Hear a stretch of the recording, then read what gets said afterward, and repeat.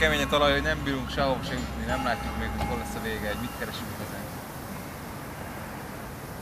Nyomokat, ilyen leleteket. Hát, ha valami ilyen elásott ilyen dokumentumokat találunk. Körülbelül 20 méter mély gödröket kell ásnunk. Nagyon kemény. 50 centit egy óra alatt lehet haladni körülbelül ebbe a talajba. Sok évig eltart még a kutatás szerintem. Titokba kell csinálni, és ha gépeket rendelnénk, akkor rögtön tudna mindenki.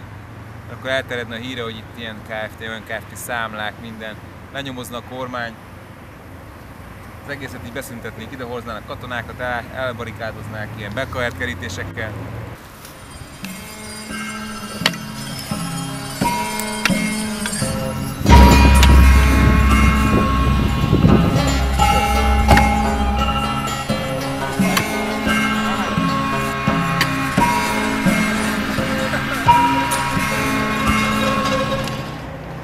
Kutatunk, itt van ez a mauzóleum, arra.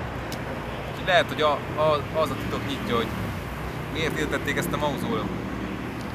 Mert a zsolnai mauzóleum megvan, a Icsinszki mauzóleumot meg elbontották valamiért, és nem tudjuk, hogy hol volt az eredeti helye. De ezt is meg kell találnunk, lehet, hogy ez is itt van elásva. Az a mauzóleum. Lehet, hogy ez van betemetve itt. Nem tudom.